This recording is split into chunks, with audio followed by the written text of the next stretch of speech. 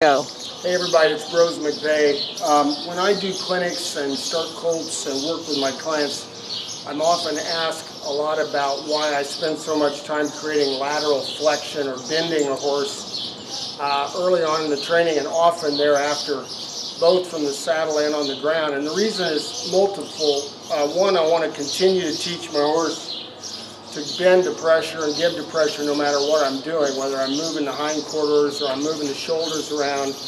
And it's just a way to mentally reinforce one more way that we're going to release and follow pressure.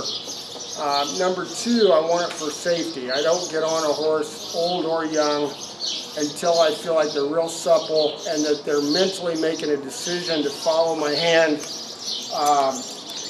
in that bending. And I'm going to show you just a common sense example here with Leo. Leo's a 17-year-old quarter horse that I just got started working with. He'll be for sale here soon if I don't keep him because he's my pet now. But what I've got is a cocoon type halter on him, meaning it's a rope training halter, but it has side connection opportunities. And I'm just going to ask him to bend to my hand, and if he won't stand still, I'm going to kind of post that hand up on the saddle or up towards his hip, and I'm going to let him walk around, and when he stops moving his feet and gives to that pressure, I'll release it. And of course, like all dance and retreat, we're trying to get a really good timing on release and pressure. We're looking for the smallest little bits of improvement.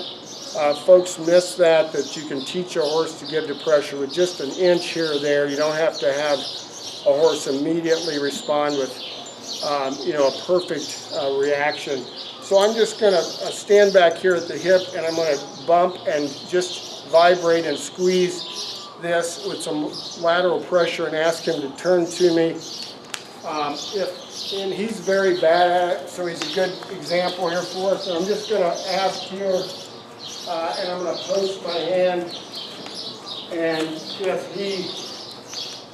I'm not bending too hard or too much to begin with. I just want him to realize that this is about bending and not about escapism. So I'm just going to stick with him a little bit, relax, woo, and immediately release when I have him stop his feet. My goal is to come back here and be able to bend him or almost have him anticipate this hand. I'm just going to squeeze on it and bump, bump, bump, and ask for a bend. Boom, right there. That's all I want. I'm going to release it. I'm going to come back on the side a little bit using the side ring and say bend. I'm going to give a little pressure in here. Boom. That's perfect. Let's see how he does on the other side. We're going to work around here, change over to the right side. We're going to come back, give him a little bit of side so that we're not teaching him to back. We're distinguishing. Boom. Right there's what I want. Right there's what I want. I want him to anticipate and know this, so mentally he's actually choosing to follow my hand and not physically reacting to me pulling his head back. This is something you do with your older horse before you get on with a horse that's a little stiff, doesn't want to bend. It's also good mentally for him to subordinate and to react to you, even though he'd rather be in a more idle situation. Something that you can work on at home with any horse again, especially a green one or one that you feel is just not as supple and light in your hand as you'd like him to be. And hope this helps.